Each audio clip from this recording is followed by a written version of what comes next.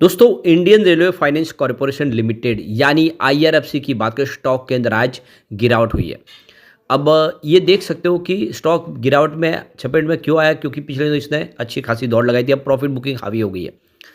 अभी इस महीने की अगर संभावना देखें तो एफआई बाजार में इतने बड़ी बिकवाल नहीं। दिसंबर महीने में उनकी खरीदारी पॉजिटिव है, लेकिन डीआई अब बाजार में प्रॉफिट बुकिंग शुरू कर चुके हैं। दोनों का एक साथ सपोर्ट नहीं मिल रहा है बाजार को। ऐसे में बाजार की तेजी बन नहीं पा रही है। अब यहाँ पे आईआरएफसी को लेकर कुछ बड़ी अपडेट है, जिसको इस वीडियो के माध्यम से डिस्कस करेंगे। यहाँ पे हमारे रेलवे मिनिस्टर ने एक अपनी तरफ से बड़ा अनाउंसमेंट किया है, क्या है उसको भी जानेंगे। और क्या आईआरएफसी यहाँ से बेहतर करने की कोई उम्मीद दिख रही है, जानेंगे इस वीडियो के माध्यम से। लेकिन फ्रेंड्स, उससे पहले अगर आप पहली बार हमारे चैनल पे आए तो चैनल को सब्सक्राइब कर दीजिए, एक बेल आइकॉन दबा दीजिए, ताकि जब भी नया वीडियो बने पहला नोटिफिकेशन आपको मिले। वीडियो पसंद आए तो लाइक से जरूर कीजिए। चलो फ्रेंड्स, वीडियो स्टार्ट करते हैं। मैं हूँ आपका दोस्त एसपी दवे और हमारे अपने चैनल ऑनलाइन कमाई में आपका बहुत बहुत स्वागत है। तो सबसे पहले आईआरएफसी के कारोबार की बात करें तो आज स्टॉक की शुरुआत लगभग फ्लैट हुई, लेकिन पॉजिटिव हुई 159 पर। अब इंट्राडे में यही 159 का हाई है। बाजार टिक नहीं पाया, बाजार भी ऊपर के लेवल से नीचे, उसी हिसाब से ये स्टॉक भी नीचे आया और 155 का लो बना दिया। यानी 159 से स्टॉक आ गया 155 पे। और अंत में जो क्लोजिंग है 156.89 के आसपास रही है, जहाँ पे 1.45% यानी लगभग 1.5% की गिरावट देखने को मिली। अब इसकी परफॉर्मेंस अगर आप देखें तो आपको समझ में आएगा कि यहाँ पे स्टॉक जो है काफ़ी नीचे था, वहाँ से इसने बेहतर करना शुरू किया है।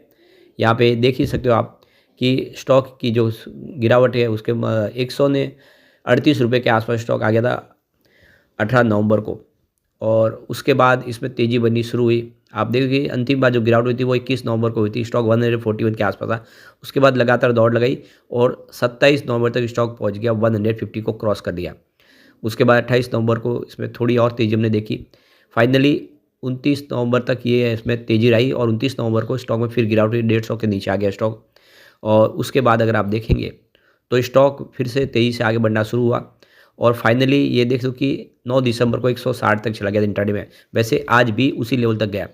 तो इससे एक बात तो समझ में आ रही है कि एक 150 का सपोर्ट इसको दिखाई दे रहा है और आने वाले समय कुछ उम्मीद दिख रही है। अब यहाँ पे हमारे सामने नवंबर महीने के म्यूचुअल फंड के आंकड़े भी आ चुके हैं। आईआरएफसी में कितना निवेश म्यूचुअल फंड ने किया है और कितनी एग्जिट हुआ उसको एक बार देख लेते हैं। तो नवंबर ये देखो कि जो नवंबर महीना है इसमें 17 नए म्यूचुअल फंड ने एंट्री मारी है। पिछली बार भी हमने देखा था कि म्यूचुअल फंड ने बहुत अच्छी खरीदारी की थी। यहाँ पे गौर करने वाली बात है कि एक भी म्यूचुअल फंड ने एग्जिट नहीं किया है। जितने म्यूचुअल फंड है उन्होंने जम के खरीदारी की है। यानी 17 नए म्यूचुअल फंड आ चुके हैं, सामने 0 म्यूचुअल फंड सोल्ड है। यानी कोई म्यूचुअल फंड यहाँ से एग्जिट नहीं कर रहा है। पिछली बार भी देखा था हमने, अक्टूबर मंथ में भी म्यूचुअल फंड ने अच्छा खासा निवेश किया था। इस महीने फिर से निवेश किया है। इसका मतलब यह है कि म्यूचुअल फंड अब बाजार में खरीदारी शुरू कर चुके हैं। यानी अब भले एफआई भी वैसे लौट के आ गए तो बाजार के उतनी ख़राब स्थिति में नहीं है जो लग रहा था कि बाजार बहुत भयंकर तरीके से नीचे जा सकता है। ऐसी संभावना फिलहाल नहीं है। अब इसके बीच में जो बड़ी अपडेट निकल के आ रही है, हमारे रेलवे मिनिस्टर ने यहाँ पे देख लो कि इंटीग्रेटेड ट्रैक मॉनिटरिंग सिस्टम लागू करने का अनाउंसमेंट कर दिया है।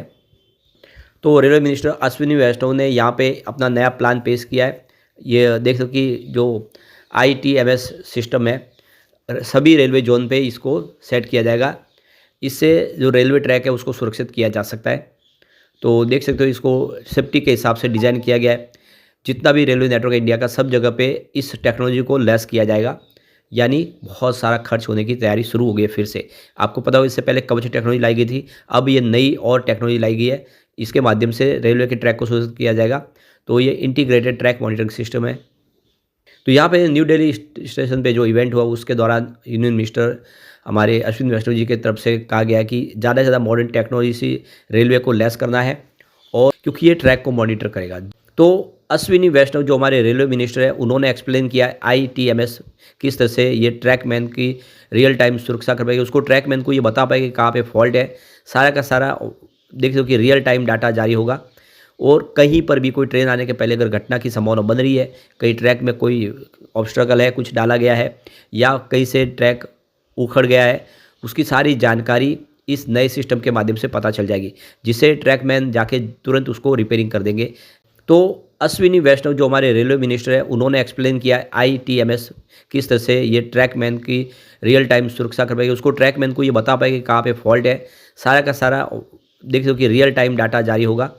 और कहीं पर भी कोई ट्रेन आने के पहले अगर घटना की संभावना बन रही है, कहीं ट्रैक में कोई गया है या कहीं से ट्रैक उखड़ गया है, उसकी सारी जानकारी इस नए सिस्टम के माध्यम से पता चल जाएगी, जिससे ट्रैकमैन जाके तुरंत उसको रिपेयरिंग कर देंगे। जो घटनाएं हो रही है अभी लगातार ट्रेन की जो घटना हो रही है वो ऐसे ही हो रही है कि कुछ ऑब्स्ट्रकल लगा दिए जाते हैं, उसके बाद में वहाँ पे प्रॉब्लम्स होती है। तो ये जो नई आईटीएमएस मॉनिटरिंग करने वाली जो सिस्टम है, इसको रेलवे ट्रैक को उससे कनेक्ट किया जाएगा। तो एक देख सकते हो कि ये जितने ट्रैक है वो इसके माध्यम से, यानी कहीं पर भी जो ट्रेन की स्पीड है 20 किलोमीटर से लेकर 200 किलोमीटर, उसको कंट्रोल कर सकते हैं। यानी किसी प्रकार की दुर्घटना होने से पहले ही पता चल जाएगा कि आगे ट्रैक में फॉल्ट है इस टेक्नोलॉजी के माध्यम से, ताकि ट्रेन को रोक के जल्द से जल्द उसको रिपेयरिंग किया जा सके। जो लगातार पटरियाँ की वजह से जो पलट जाती है ट्रेनें, वो सारी घटनाएं बंद हो जाएगी। तो ये नई टेक्नोलॉजी सरकार ला रही है, यानी नए खर्च की तैयारी है। इसमें बहुत सारा निवेश होगा। इससे पहले कवच टेक्नोलॉजी लाई गई थी। तो इस नई टेक्नोलॉजी में कॉन्टैक्टलेस लेज़र सेंसर लगाए जाएंगे, जो ट्रैक को मॉनिटर करेंगे हर पल हर घड़ी। कैसे हाई स्पीड कैमरा के माध्यम से इसको आइडेंटिफाई किया जाएगा। तो 3D मैपिंग होगी ट्रैक की। अब आप समझ सकते हो कि यहाँ पे दुर्घटना होने से पहले ही उसको रोकने की व्यवस्था की जा रही है। और ये जो नए सॉफ्टवेयर के माध्यम से सर्विस शुरू होगी, यह सभी ट्रैक के ऊपर इसको इंस्टॉल किया जाएगा। तो आप समझ सकते हो ये जो करोड़ों में इसका खर्च होगा। तो ये एक बहुत बड़ी अपॉर्चुनिटी इस समय दिखाई दे रही है IRFC के लिए। एक और जो बड़ी अपडेट निकल के आ रही है, रेलवेज ने सैंक्शन किया करीब 5 बिलियन रुपीज़ का 2 मेजर फ्लाईओवर बनेंगे उड़ीसा में। इसके लिए करीब देख सको कि 5.09 बिलियन रुपीज़ का यहाँ पे बजट रखा गया है। इसके माध्यम से इसकी देख सको कि यह फ्लाईओवर जो बनाए जाएंगे कटक और रायगढ़ आदि डिस्ट्रिक्ट के अंदर, उन सब के लिए सरकार ने अपनी तरफ से पहल कर दी है। जहाँ जहाँ रेलवे की जरूरी है फ्लाईओवर बनाने वाले फ्लाईओवर बनेंगे। और वैसे भी रेलवे को आप देख सकते हो कि तेज़ी से इसमें आमूल परिवर्तन आ रहा है। यहाँ पे कटक डिस्ट्रिक्ट में देखें तो करीब 10.89 किलोमीटर का फ्लाईओवर बनाया जाएगा, जिसकी कॉस्ट होगी 2.68 बिलियन रुपीज़ की।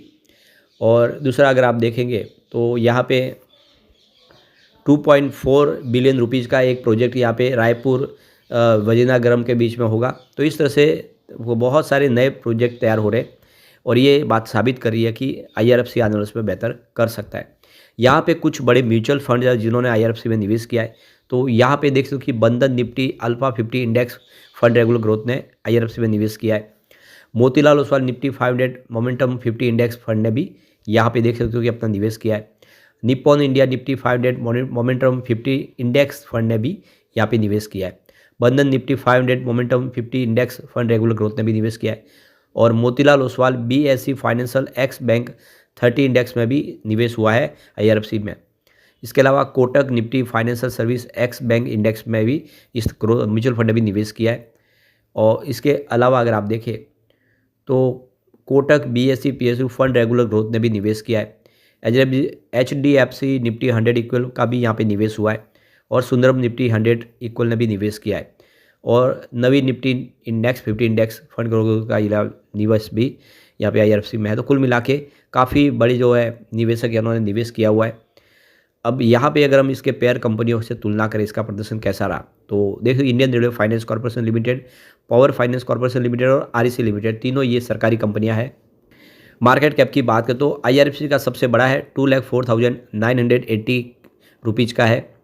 और यहाँ पे इसका PB 3.78 है। ROE इसका 13.55% है और ROE इसका 2.42% है। EPS ग्रोथ इसकी 1.24% की है। पावर फाइनेंस कॉर्पोरेशन की बात तो 1,70,665 करोड़ का इसका मार्केट कैप है। इसकी देख सकते हो कि PB इसका 1.27 का है और इसका ROE 28.35% है। इसका ROA 2.71% है और EPS ग्रोथ इसकी -0.52% है। REC की बात करें तो उसका 1,50,133 करोड़ का मार्केट कैप है और 1.73 इसका PB है।